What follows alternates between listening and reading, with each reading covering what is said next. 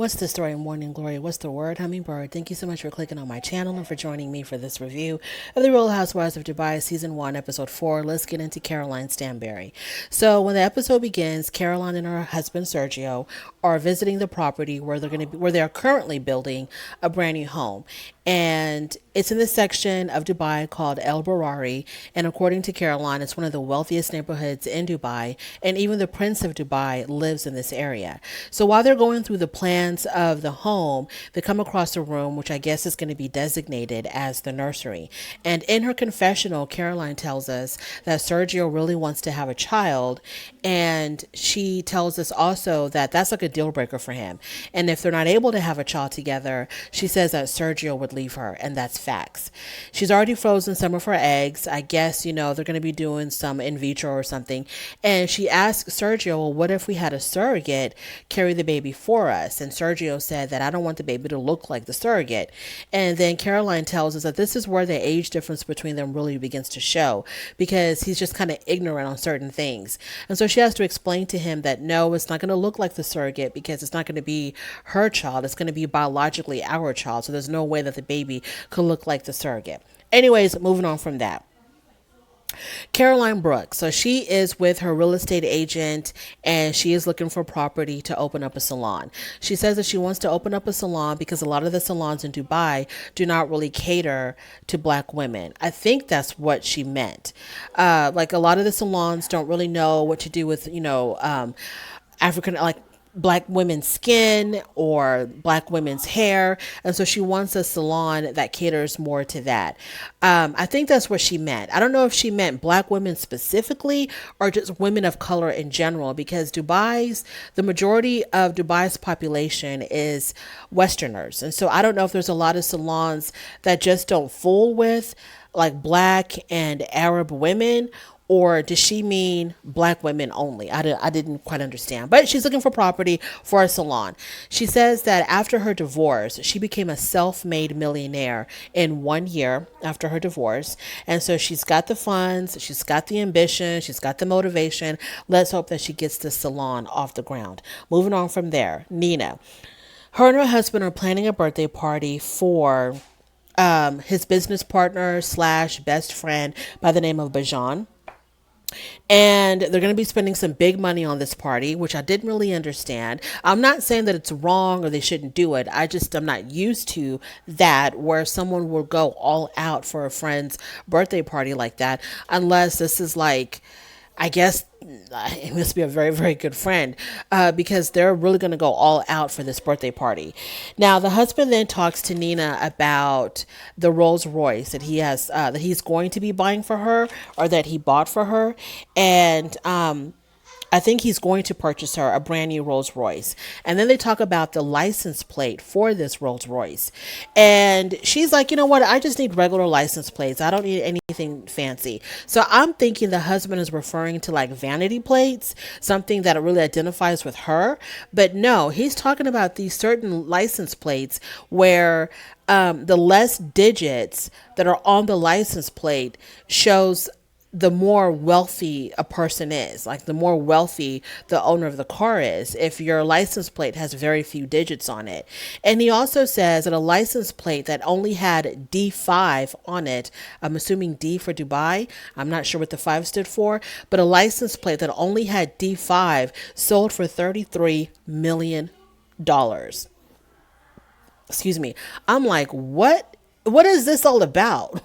What is this? I should have Googled it before I did my video, but yeah, there's something out there. In fact, give me 1 second. Okay, so this is what I found.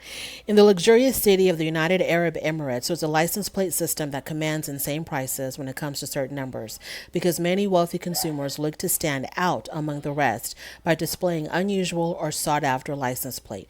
Quite fittingly, Dubai is home to the most expensive license plate in the world, and its price tag will surely blow you away. So when I read the most expensive license plate in Dubai, it was only 14 million, and that was as of May 2022. So I don't know if this 33 million plate that he's talking about is in Dubai or somewhere else, but the fewer the numbers, the more wealthy you are, and the license plate will cost 10, 20, sometimes 50 times as much as the car itself. And it's just a way to stand out, to let people know that you got it going on like that in the bank account. And also, the money for the license plate goes to, a lot of the times, it goes to a very good cause. So that's what's going on there in Dubai. So but Nina's like, you know what, honey, just give me some regular schmegular license plates. Moving on to Lisa. So Lisa is working in her office and she's with her kids because she's trying to balance being a mommy and being a businesswoman, the running theme of all of these housewife shows. So she's asking her kids, do you think that what mommy does is important? And they say no, what daddy does is important. And then in her confessional, the producers ask her, well, how much money did your business make last year? And she says her business made up to 8 digits, so about at least $10 million the previous year. So her business is doing really, really, really well. So she's talking business with her husband, but he's very distracted with his phone. He keeps on getting all of these calls. And so she gets frustrated. So she gets up and she's like, you know what? I'm just going to sign off on ABC, by myself. I'm going to make an executive decision and just sign off of it on my own. And her husband was like, the hell you are. I'm the CFO of your company and I have to look over everything before anything is signed off. So no, you're not going to be signing off anything. I will look at it, whatever it is. So we know what's going on in that business relationship. He makes all the decisions because I guess he's the one that's funding her company. And she talks about also how her husband doesn't see her business as any kind of priority. It's kind of like, I got the impression that he kind of sees her business as, her little plaything, her little hobby, give her little fashion line business to play with and, keep her busy. Moving on. Ion. We find out she's taking a walk. I think this was when she was taking a walk with her husband to go get ice cream. So we find out that her and her husband, Chris, have been married for 33 years. And she was supposed to be married to her cousin. Her family wanted to marry her off to her cousin at the age of 14. She ran away from home, I think. And she ran, to Chris, and they ended up getting married. And she talks about how he had to pay a dowry for her, So we get this history of Ayan. I keep on wanting to call her Iman because she looks like Iman. So we get this history of Ayan and Chris and how they met and their relationship. And it seems to be a very solid relationship. And I think when they met, her son was 6 months old. So he's like the only father that her son has ever known. Moving on from there, Stanberry and Sarah, they meet up. So at the restaurant, Sarah, who is supposed to be this rebellious Arab, doesn't order alcohol. And she claims that she doesn't order alcohol or she doesn't drink alcohol because the last time she had a cocktail, she didn't know that there was alcohol in it and she got really effed up. So that's the reason that she gives us. But like I said, she's interesting to me because she keeps talking about being a very rebellious Arab and that she's fighting against the traditional culture of the United Arab Emirates. But to me, it's like she is living within the confines of the Arab or the Arabic culture, but she kind of does it in her own way. But she is living within the confines of it. Like, for example, like I said before, she dresses modest. She teaches her son traditional practices, traditional values, even though she says that she's trying to teach her son to be more modern and she's raising him in a way that her ex-husband would never consider raising their son. For example, she says she lets him cry when he wants. She lets him express his emotions, lets him express himself whenever he wants and doesn't try to stifle him or make him into something like this big macho type of, male persona. She doesn't teach that to him. So that's fine. And then her relationship, her love life is, probably non-traditional because she's not married. She doesn't care about being married. She doesn't need a man to take care of her. She's a single mom. She's divorced. But it's like everything else about her seems to just kind of fall in line with the Arab culture, but with her own little twist to it. So she doesn't drink alcohol. She claims because it really messed her up last time. But I think it's because of religious purposes that she doesn't drink alcohol. So her and Stanberry are talking. Okay, so Stanberry brings up Sergio and she tells Sarah that her husband wants to have children. And she talks about how she's already frozen some of her eggs. And when she initially froze her eggs, because she knew she was going to get married, it wasn't a big deal. But when she initially had frozen her eggs, her and Sergio were not married. And if they wanted to go through with the fertility process, then the in vitro process, they would not have been able to, because at that time they were not married. And in Dubai, there was a law that you could not fertilize eggs with male specimen if the givers of the eggs and the male specimen were not married. Okay. If they were not married, then the fertility clinic would not go through with the whole fertility process, fertilizing, embryo, implantation, all of that. They wouldn't do it. But the laws in Dubai have changed. And so now it can happen. They're married now, so it really doesn't matter because they are legally married. But now, if they weren't married, they could go through with it, because Dubai is also allowing people who are not married to live together, people who are not married to have children. So the laws are changing. And Caroline says that it's probably because there's a huge population of Westerners and expatriates or expats in Dubai, that the law is changing to accommodate them, because, I'm pretty sure that they have the money and the power to change the traditional way of living of Dubai, because, if you got the money, you can do whatever you want. So things are changing in Dubai. So then it seemed like Sarah really wasn't interested in that. Like she didn't want to talk about that, because she jumped straight into why Stanberry did not go to Lisa's fashion show. And Stanberry said that she cannot be in that space right now. Moving on from that, Nina.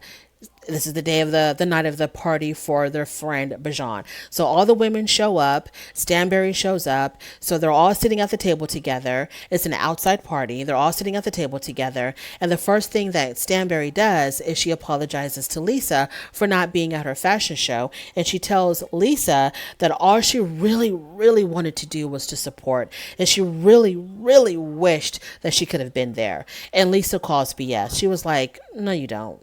Don't lie to me. That's not how you really feel. So Stanberry and Lisa are having a conversation. I guess Stanberry is trying to convince Lisa that she really wanted to support her. And while Stanberry is talking to Lisa, she's keeping her eye on Ayan, who is sitting next to Lisa, and Sergio, who is sitting next to Ayan. So you can tell that Caroline is keeping her eye on them, because Ayan and Sergio are like in this very intense conversation, like in this very involved conversation.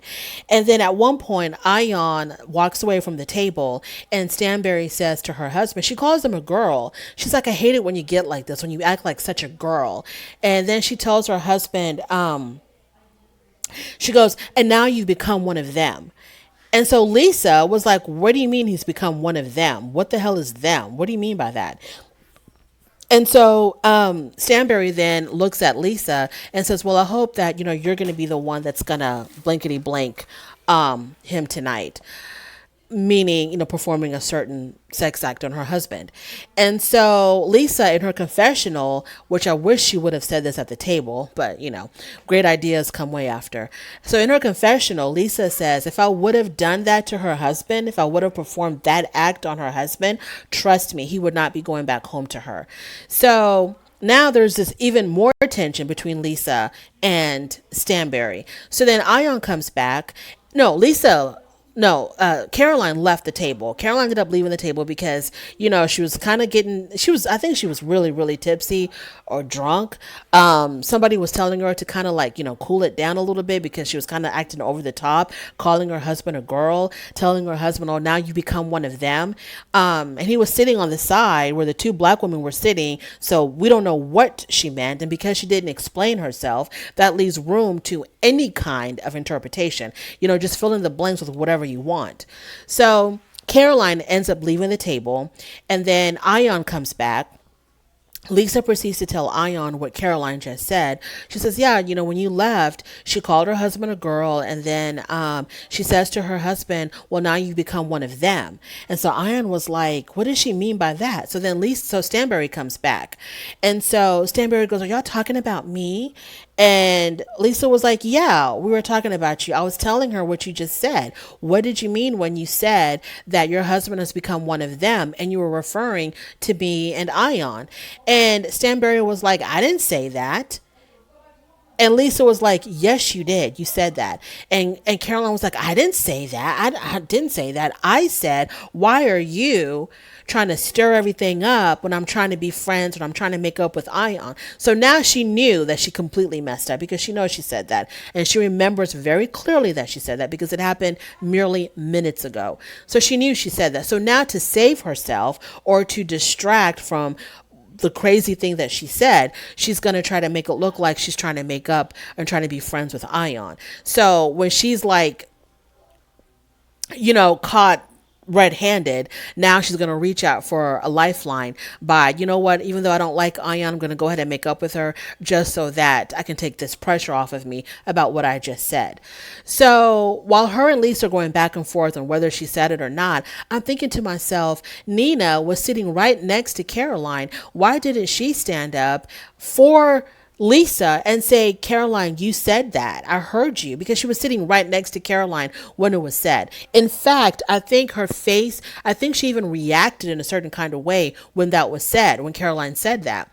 So, but she says nothing. In fact, she even leaves the table. She completely leaves the table because she doesn't want to get involved, because she feels more loyal to Caroline, I think, than she does to Lisa or Nina or Ion. So Nina's gone. And so now Ion is like trying to, like prove herself, but no one's really paying attention. And then Caroline and Ion make up because Ion says, look, I just want us to squash everything. I have nothing against you. You're the one that's got something against me. And I have no issue just squashing everything and us being friends.